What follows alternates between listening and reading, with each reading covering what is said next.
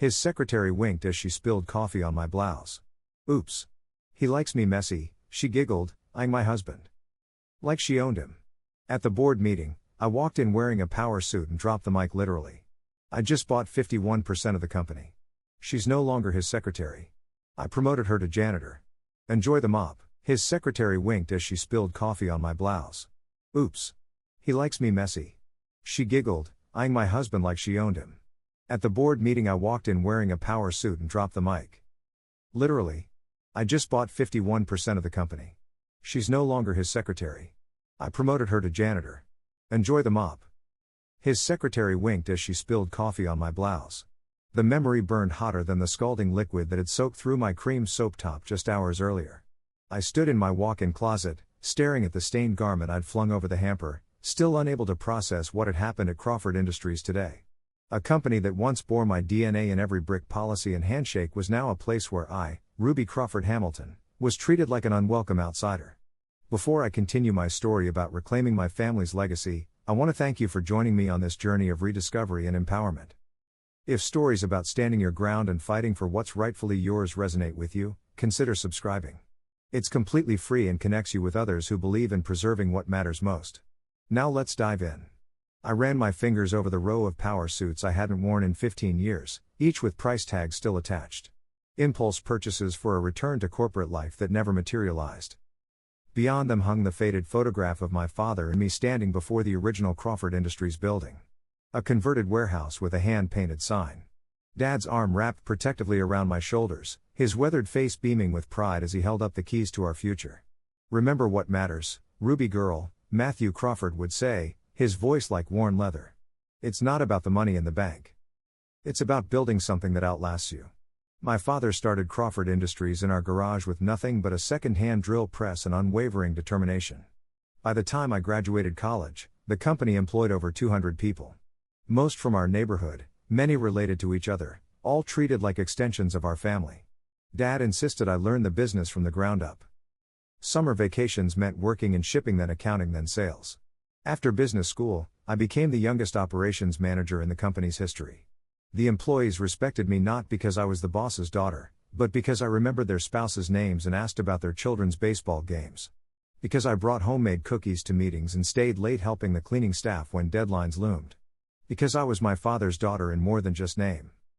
Then along came Bentley Hamilton. Charming, ambitious, with a sales pitch that could seduce even the most reluctant clients. He joined our sales team and immediately broke company records.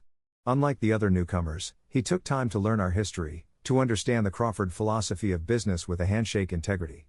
Or so I thought. You're the heart of this place, Bentley told me on our third date as we walked through the empty factory floor after hours. Your father built something special, but you're the one who makes it beat. I believed him. I fell for his vision of us running the company together someday, continuing Dad's legacy while modernizing responsibly. Marriage came quickly, followed by our first child barely a year later. When little Matthew was born, my priorities shifted overnight. The company that had been my second home suddenly felt less urgent compared to the miracle in my arms. Bentley suggested I take a temporary leave. Just until he's in school, he assured me, cradling our son. The company will always be there. These moments won't. Dad raised concerns during our Sunday dinners. Business is about consistency, Ruby, he warned, passing the potatoes. Step away too long, people forget whose name is on the building. But I was sleep deprived and in love with motherhood. Our daughter Eliza arrived 18 months later, and my temporary absence stretched indefinitely. Then came the stroke. 1 minute Dad was delivering a toast at the company picnic, the next he was unconscious on the grass, half his body suddenly betraying him. The following weeks blurred into a nightmare of hospital corridors and devastating prognosis. With Dad incapacitated and me overwhelmed with 2 toddlers in his medical care, the board unanimously appointed Bentley as acting SHU. Just until things stabilize, the board chairman assured me, patting my hand like I was a child. Bentley understands Crawford values. The first changes seemed innocuous. The company newsletter went digital to save trees. The annual Christmas bonuses became performance-based rather than equal across departments. The company picnic moved from the local park to an upscale country club. Each time I questioned a change, Bentley had a plausible explanation wrapped in business terminology that made my domestic concerns sound naive. Margins are tightening, Ruby. We can maintain your father's values without clinging to outdated practices. 5 years after Dad's stroke, I visited headquarters to drop off homemade cookies for Admin Appreciation Day, a tradition Dad started decades ago. The receptionist, a young woman I'd never met, asked for my ID. When I mentioned I was Matthew Crawford's daughter, she stared blankly. I'm not familiar with that name. Is he in accounting? That night I confronted Bentley over dinner. Nobody there even knows who Dad is anymore. Bentley reached for his wine glass, not meeting my eyes. We've had significant turnover, Ruby. You can't expect new people to know ancient history. Ancient history? Dad founded that company. His name is literally on the building. It's just business evolution. Nothing personal. But it was personal. Each subsequent visit revealed another piece of my father erased. The mission statement he crafted, quality, integrity, family, disappeared from letterhead. The wall of employee service awards was replaced with sleek digital displays showing stock prices. The comfortable break room where Dad hosted monthly birthday celebrations became a sterile collaboration space with uncomfortable modern furniture. Last Christmas, the company party excluded retired employees for the first time in Crawford history. When Mrs. Abernathy, Dad's first bookkeeper, called me in tears after receiving no invitation, something inside me cracked. I drove to the assisted living facility where Dad now resided, his once powerful frame diminished but his eyes still sharp. He's changing everything, I whispered, holding his good hand. Crawford Industries doesn't feel like ours anymore. Dad squeezed my fingers with surprising strength. With labored speech he managed 4 clear words that haunted me for months. Then take it back. I dismissed the idea as impossible. I'd been away too long. The board now consisted of Bentley's hand-picked allies.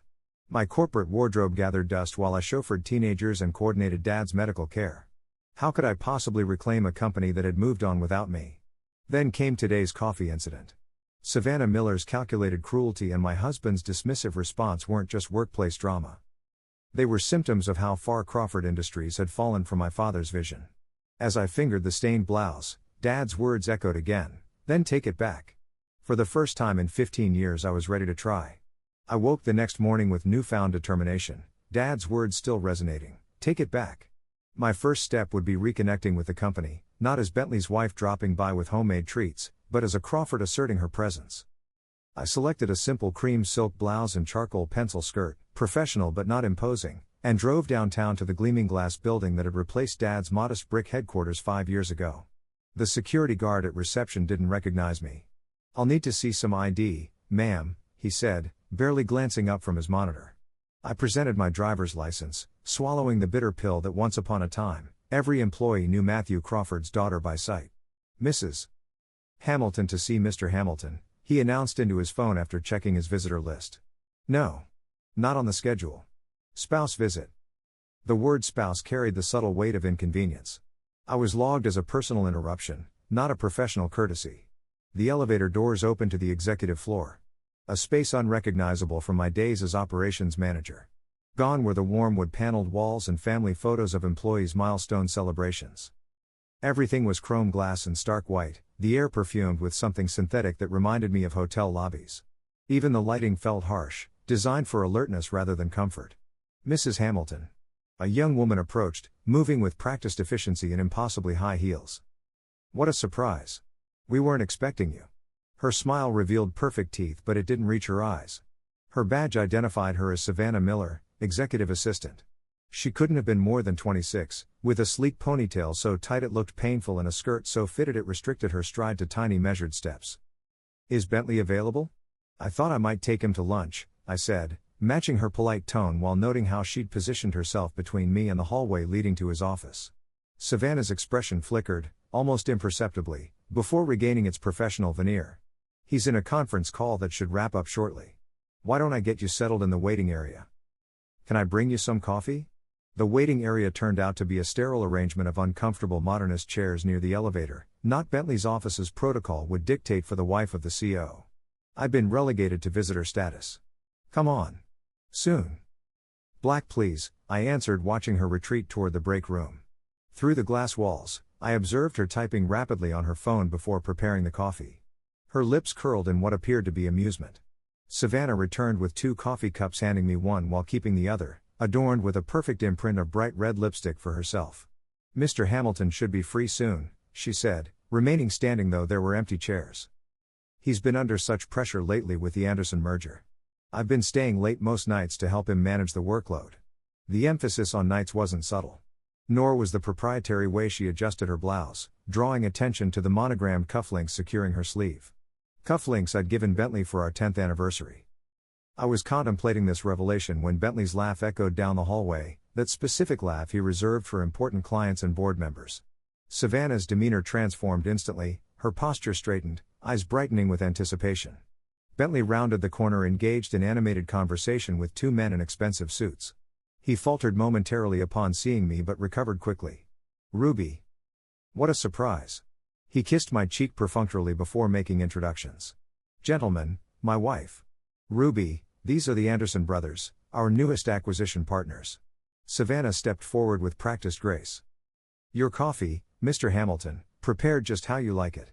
She handed him the lipstick-marked cup with a smile that contained an entire private conversation. As Bentley accepted it, their fingers brushed in a touch that lingered 2 seconds too long. His wedding ring caught the fluorescent light, the same ring I'd placed on his finger 17 years ago when we'd promised forever. What happened next occurred in slow motion. Savannah pivoted toward me, coffee cup still tilted slightly forward. Her heel caught on nothing at all, a practice stumble, and suddenly hot liquid cascaded down my silk blouse, the brown stain spreading across the cream fabric like a Rorschach test of betrayal. Oh! Savannah gasped, eyes wide with manufactured shock. I'm so clumsy. Let me help you clean up. She dabbed ineffectually at my blouse with a tissue, managing only to spread the stain further. Then came the whispered words that confirmed everything wasn't just in my imagination. Oops. He likes me messy, she giggled, voice low enough that only I could hear. Her eyes flicked toward Bentley with unmistakable intimacy before adding, you should see his office after our late nights. I stepped back, coffee dripping onto my skirt as Bentley approached with a look of mild concern that never reached his eyes. Accidents happen, he said dismissively. Savannah, show my wife to the restroom, would you? Gentlemen, shall we continue in the conference room? Just like that I was dismissed. An inconvenience to be managed while important business continued.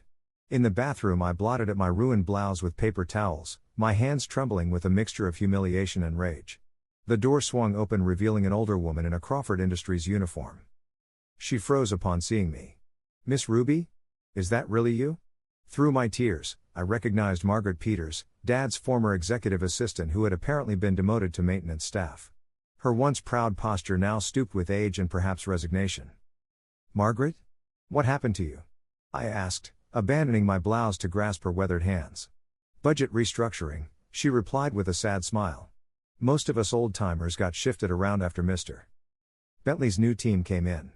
Those who didn't take early retirement packages were reassigned.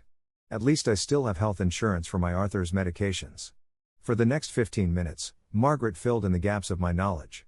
How Bentley had systematically pushed out Dad's loyal employees, how Savannah had appeared 6 months ago and immediately established herself as untouchable, how rumors swirled about company funds being diverted to shell corporations with curious ownership structures. Your father would be heartbroken to see what's happening, Margaret whispered. The Crawford name means nothing here anymore except on letterhead. I straightened my shoulders, decision crystallizing. Do you still have access to company records, Margaret? Cleaning staff goes everywhere, sees everything, she replied with a knowing look. Nobody notices the woman with the vacuum. I need information, I said quietly. Financial records, board minutes, shareholder distributions from the past 5 years. Margaret nodded slowly. About time someone looked beneath the surface. Meet me tomorrow at Carlson's Diner. 7 a.m. Nobody from here eats at places without cloth napkins. As I drove home in my coffee-stained clothes, the humiliation transformed into cold, calculated resolve. This wasn't just about Bentley's betrayal or Savannah's cruelty. This was about my father's legacy being dismantled piece by piece. The company built on integrity was rotting from within. I made 2 stops on the way home, first to my father's attorney who had retired 3 years ago, then to the bank where Dad had established my trust fund, untouched since my wedding day. By nightfall I had assembled the beginnings of a plan. Crawford Industries might have forgotten who built it, but I was about to deliver one hell of a reminder. Carlson's Diner hadn't changed in 20 years. Same cracked vinyl booths, same coffee-stained menus, same smell of bacon grease and maple syrup. Dad used to bring me here for Saturday breakfasts before heading to the office. The familiarity was comforting as I slid into a corner booth at 6:45 a.m., ordered black coffee and waited for Margaret. She arrived precisely at 7, carrying a weathered leather briefcase I recognized as my father's old document carrier. Margaret had aged visibly in the years since Dad's stroke, her once auburn hair now completely silver, deep lines etched around her eyes, but her posture remained military straight as she slid into the booth across from me. "You're taking a risk meeting me," I said quietly after the waitress poured her coffee. Margaret's laugh was dry as autumn leaves. "What are they going to do, demote me to cleaning toilets?" "Oh wait." He tapped the briefcase. "I've been gathering things for years. Didn't know why, it just felt wrong throwing away the real Crawford history. Guess I was waiting for you to come back." She unlatched the case and passed me a thin folder. "Start with these board minutes from the last 5 years. Notice who's missing from attendance." I flipped through the documents, confusion mounting. There are no Crawford representatives here except Bentley. "Your father's stroke was convenient for some people," Margaret said, stirring sugar into her coffee. "The board was gradually reconstructed. Your family's controlling interest became diluted through some complicated stock maneuvers. I'm no financial expert, but even I could see something wasn't right. But the company is still called Crawford Industries. We still own the majority shares. On paper maybe." Margaret slid another folder toward me. "These are property acquisitions made by shell companies that, if you look closely enough, all trace back to a holding company called BHS Enterprises. B. Bentley Hamilton Securities." He gasped. Margaret nodded. "With an interesting silent partner, S. Miller Investments." "Savannah Miller," I whispered, the coffee incident suddenly taking on new dimensions. This wasn't just an affair. This was a calculated business partnership. "There's someone else you need to talk to," Margaret said, checking her watch. "George Whitman." The name hit me like a physical blow. George had been Dad's best friend, our chief financial officer for 30 years and my honorary uncle. He taught me to drive, attended my college graduation and given a heartfelt toast at my wedding. Then he'd suddenly retired 3 years after Dad's stroke. "I thought he moved to Florida," I said. Margaret shook her head. "Live's 20 minutes from here." Bentley spread rumors about early dementia to discredit him when George questioned some financial decisions. Last I heard, he was consulting for small businesses and avoiding anything with the Crawford name. She wrote his address on a napkin. "He's been waiting for this day longer than I have." I found George's modest ranch-style home in a quiet subdivision across town. The man who answered the door bore little resemblance to the robust financial wizard who'd once commanded our boardroom. His shoulders had collapsed inward, his former wrestler's physique diminished. But his eyes, those shrewd blue eyes that could spot a discrepancy in a financial statement from across the room, lit up with recognition. "Ruby Crawford." He breathed, enfolding me in a bear hug that smelled of pipe tobacco and aftershave. "My God, you're the spitting image of Matthew in his prime." George's living room walls were covered with photos of his life at Crawford Industries. Company picnics, retirement parties, the groundbreaking for our second factory. A visual timeline of everything that had been erased from the current headquarters. "I should have contacted you years ago," I admitted as he poured us tea. "After they pushed you out." "They didn't push me out," George interrupted sharply. "They framed me. Doctored financial reports with my signature, backdated transactions, created paper trails suggesting I'd misappropriated funds. When I started investigating, Bentley offered a choice: resign quietly with my pension or face criminal charges." My hands trembled around my teacup. "And you just left? Without fighting?" George's expression darkened. "I fought in my way. Been documenting everything for years, building a case. But without board support or controlling shares, I was shouting into the void." He studied my face. "Something's changed. You're here for a reason." I told him about the coffee incident, Margaret's documents, the obvious affair, and the troubling financial connections between Bentley and Savannah. George listened intently, then disappeared into his study, returning with a laptop and external drive. "Operation Reclamation," he said with the first genuine smile I'd seen from him. Every questionable transaction, every violated bylaw, every instance of corporate malfeasance I could document. Plus something they don't know: I kept my original employment contract signed by your father, granting me stock options that were never properly cancelled. For the next 3 hours, George walked me through his meticulous documentation. The pattern was clear: Bentley had been systematically weakening Crawford family control while enriching himself and his allies. The company's foundational values hadn't just been abandoned, they'd been deliberately targeted for destruction. "Why would he dismantle everything that made the company successful?" I asked. "Because principled companies are harder to strip mine," George replied grimly. "Every decision your father made prioritized long-term stability over short-term profit. Bentley's playing a different game: pump up value, extract resources, move on." Before I left, George made a call to Harold Jenkins, our former production manager who now worked for a competitor. By dinner time, I had meetings scheduled with 6 former Crawford executives who'd been pushed out under suspicious circumstances. A network was forming. People who remembered what Crawford Industries stood for and wanted justice. That night after Bentley texted he was working late, the lie now transparent, I drove to the storage facility where Dad kept personal records. I hadn't visited in years, paying the fees automatically through his trust. The security guard recognized me immediately. He'd worked briefly in our mailroom decades ago.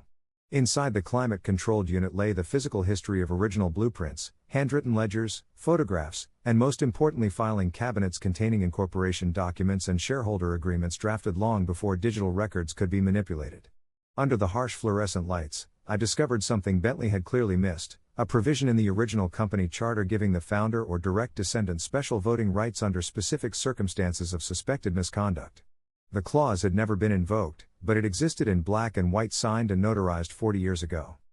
I sat on the concrete floor surrounded by my father's legacy, a plan crystallizing with each document I examined. The company's quarterly board meeting was scheduled for next Thursday, just 9 days away. With George's evidence, Margaret's inside information and the network of former employees, I had a foundation. With Dad's legal provisions I had leverage. Dawn was breaking as I finally closed the storage unit. Exhausted but clear-headed, I drove to the assisted living facility where Dad resided. Though his stroke had limited his mobility and speech, his mind remained sharp. I needed his blessing for what would come next. He was awake watching sunrise paint the sky outside his window. When I entered, his good eye focused intently on my face, recognizing something had fundamentally changed. "I found it, Dad," I said, taking his hand. "The way back. The way to save Crawford Industries." I outlined my discoveries and plans in simple terms, watching his expression closely. When I finished, Dad squeezed my hand with surprising strength. With effort he formed 4 clear words: "You are my legacy." In that moment, standing in the golden morning light with my father's approval warming me, I made my final decision. Crawford Industries wouldn't just be reclaimed, it would be reborn. The clock that had stopped 15 years ago when I stepped away began ticking again, counting down to a reckoning no one at that gleaming glass headquarters could possibly anticipate. 9 days. The countdown to the quarterly board meeting ticked relentlessly in my mind as I drove home from Dad's facility. 9 days to orchestrate a corporate coup while maintaining the facade of an oblivious housewife. The irony wasn't lost on me. For years I'd played the role Bentley expected, and now that very underestimation would be his downfall. My first call was to Erica Patterson, Dad's longtime attorney who had retired shortly after Bentley took over. Now running a small practice specializing in corporate governance, she listened without interruption as I outlined what I discovered. The founder's provision is legitimate, she confirmed after reviewing the documents I'd photographed. It's unusual but not unprecedented. A safeguard against hostile takeovers that was common in family businesses of that era. The question isn't legality but leverage. How many shares can you access? My trust fund held 15% of Crawford Industries stock. Significant but not controlling. George's improperly cancelled options represented another 3%. Margaret had quietly held on to 2% gifted by Dad years ago. The retired executives in my fledgling network controlled small percentages that collectively might reach 7%. We need 34% to invoke the founder's provision, Erica explained. And we'll need ironclad evidence of misconduct to justify using it. I spent that afternoon in Erica's office, mapping out potential allies and obstacles. By evening we'd identified a crucial target, Douglas Fletcher, the oldest serving board member who had been Dad's banker for decades before Bentley relegated him to a symbolic role. Fletcher controls 8% through his family investment firm, Erica noted. And from what I hear he's been increasingly uncomfortable with Bentley's direction. Our strategy took shape. I would approach Fletcher with George's evidence, appeal to his history with Dad and secure his shares for the vote. Meanwhile, Erica would quietly contact other minority shareholders who'd been sidelined in recent years. At home I maintained perfect normalcy. When Bentley returned that night I greeted him with a gentle kiss and no mention of the coffee incident. During dinner, I listened attentively to his complaints about incompetent middle management while silently identifying which loyal employees I would reinstate after the takeover. "You seem different," Bentley remarked, studying me over his wine glass. "More me present." I smiled, channeling 15 years of acting experience as the supportive wife. "Just trying to take more interest in your work. I've been thinking about Dad's legacy lately." Something flickered in Bentley's eyes. Caution, perhaps. "Matthew's condition hasn't changed, has it?" "No. Just reflective, I guess. The kids are practically grown. Maybe it's time I found something meaningful to do with my days. Bentley's relief was palpable. You should take a class. Join a charity board. Something fulfilling but flexible. His tone made clear what he meant, something that wouldn't interfere with his life or career. The next morning I met Douglas Fletcher for coffee at an out-of-the-way cafe where Crawford employees wouldn't venture. At 72, Fletcher remained sharp, his handshake firm as he assessed me with banker's calculated eyes. "You look like Matthew in his prime," he said, the exact words George had used. Same determination around the mouth. I presented the evidence methodically: the shell companies, the diverted funds, the systematic dismantling of Crawford values. Fletcher listened without comment, occasionally making notes in precise handwriting. When I finished, he closed his leather portfolio slowly. "I've known something was wrong for years. Couldn't prove it, and my protests were consistently outvoted." He fixed me with a penetrating stare. "What exactly do you want from me, Ruby?" "Your proxy at the board meeting next Thursday. And your word that you'll keep this conversation confidential until then." Fletcher considered for a long moment.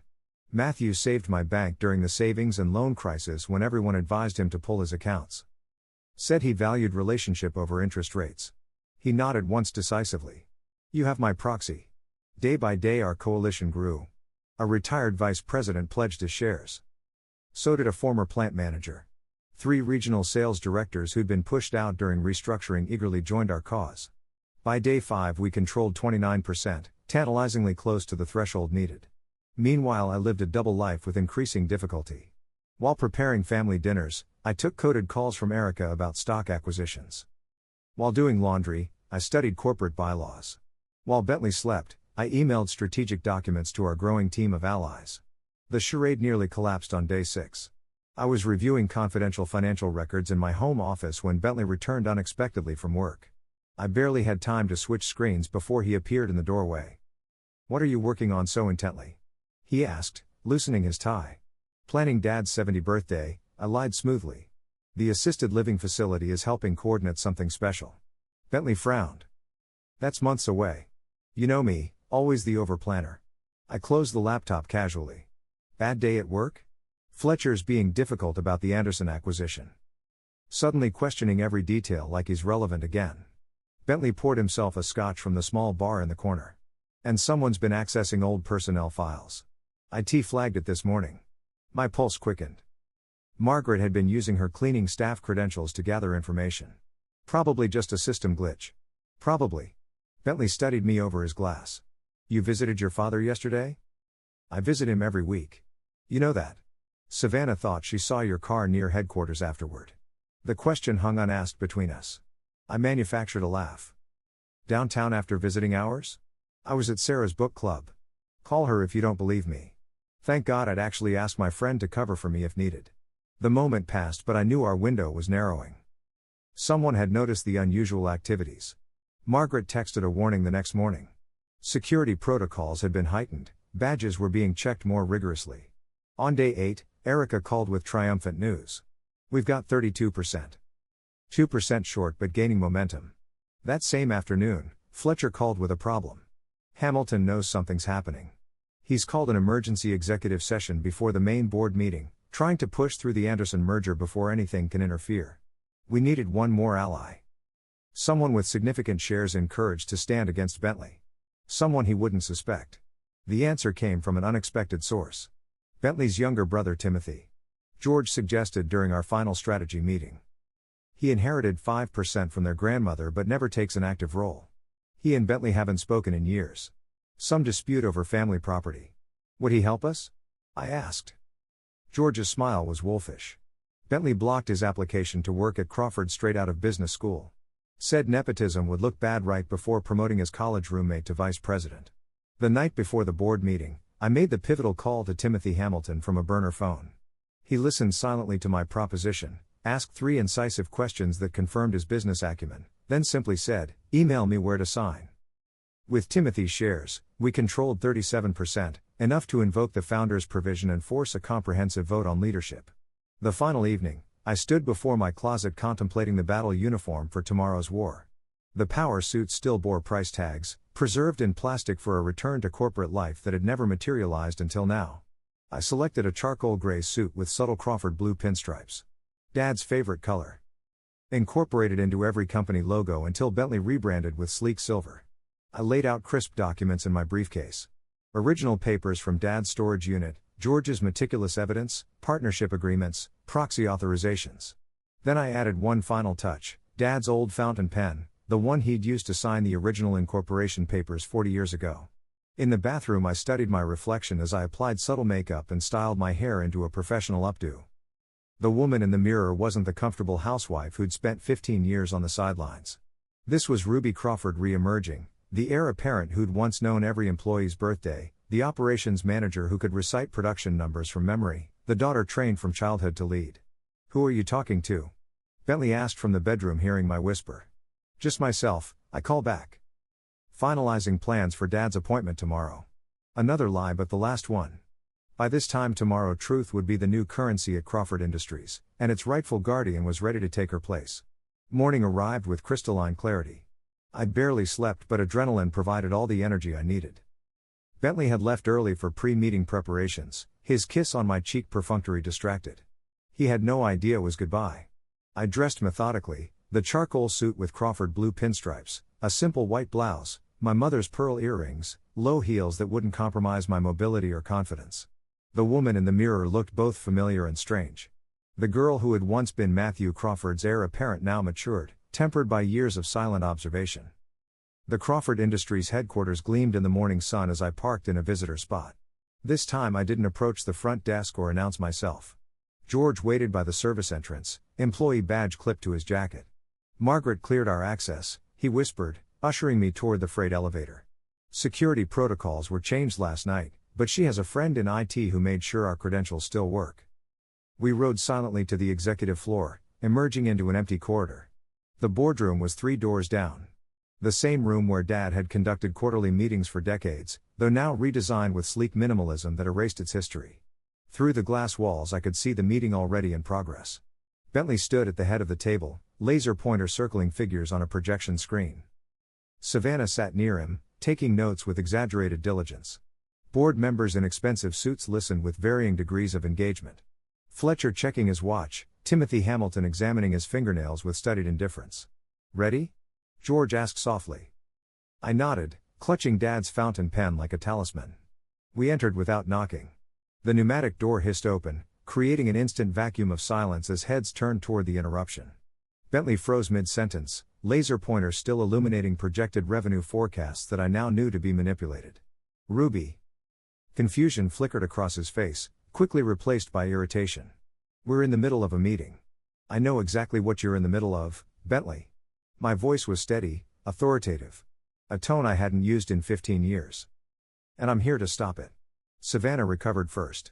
"Mrs. Hamilton, should I call security to escort you out?" Her sugary concern couldn't mask the panic in her eyes as she noticed George standing behind me. "That won't be necessary, Miss Miller." I moved to the center of the room, placing my briefcase on the table. "This is after all a family business. And I'm family." Fletcher cleared his throat. "Perhaps we should hear what Ruby has to say." Bentley's smile was strained as he addressed the room. "My wife has been under considerable stress lately. Her father's condition."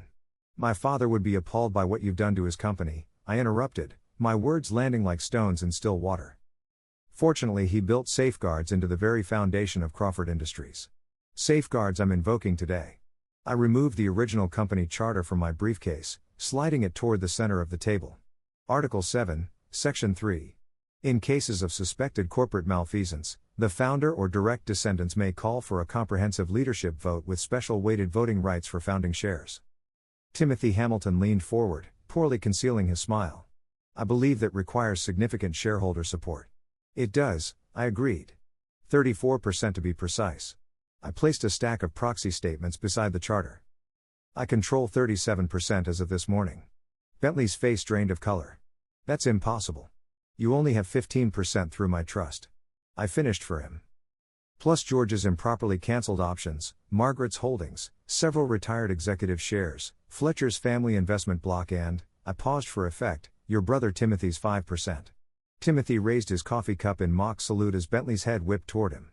"You wouldn't," Bentley hissed. "Already did." Timothy shrugged. "Family loyalty, something you might want to study up on." Savannah shot to her feet. "This is ridiculous." You can't just walk in and actually she can, Fletcher interrupted, pointing to the charter. I've reviewed the provision. It's legally binding. The next 30 minutes unfolded with surgical precision. George presented evidence of financial irregularities, including documentation of the shell companies controlled by Bentley and Savannah. Fletcher confirmed that funds had been diverted from employee pension accounts. Timothy revealed that the Anderson merger would have triggered massive executive bonuses while devaluing existing shares. Throughout it all, Bentley's expression cycled through disbelief, anger, and finally desperate calculation. When the evidence presentation concluded, he attempted one last stand. This is a witch hunt based on outdated sentimentality, he argued. Crawford Industries needed modernization to survive.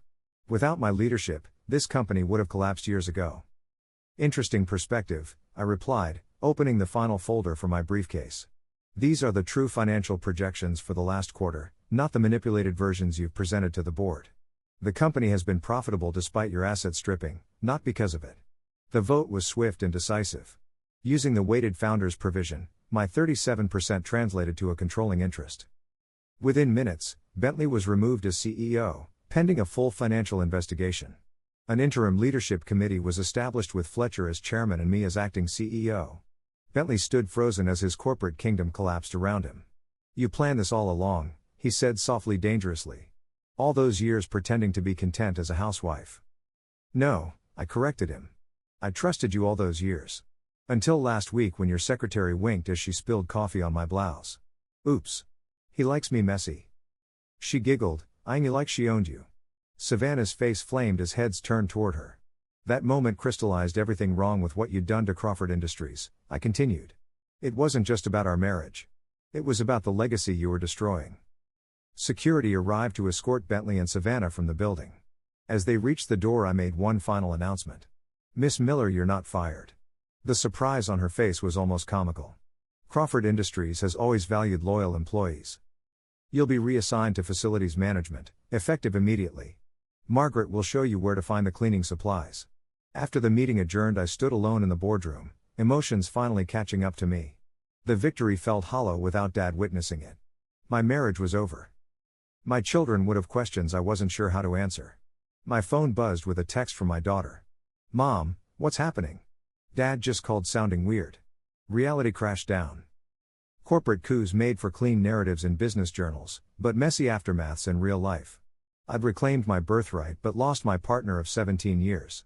Right or wrong, necessary or not, there would be collateral damage. I spent the afternoon in meetings with department heads, many of whom regarded me with suspicion born from years of Bentley's leadership. Some were relieved, others resistant. All needed reassurance that Crawford Industries wouldn't undergo yet another traumatic transition. We're not tearing down, I told them. We're remembering.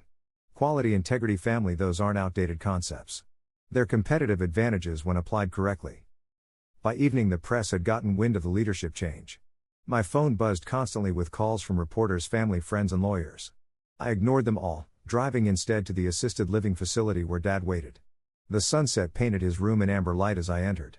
He was awake, alert, somehow sensing this wasn't a routine visit. I knelt beside his chair, taking his hand in mine. It's done, I said simply. Crawford Industries is ours again. Tears pooled in his good eye. With tremendous effort, he lifted his hand to my cheek in a gesture of both pride and comfort. He understood the cost of today's victory. He'd always understood that true leadership required sacrifice. Worth it? He asked, the two words clear despite his impaired speech. I thought of the company culture that would be restored. The employees who would be treated with dignity again. The business practices that would once more prioritize quality over quick profits. The legacy that would continue for another generation. Yes, I answered, squeezing his hand.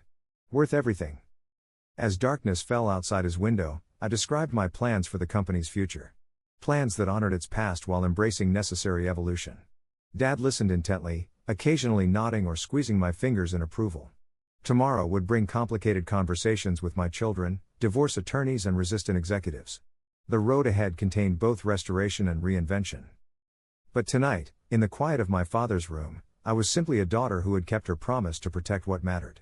The Crawford legacy was safe once more, and I was finally home.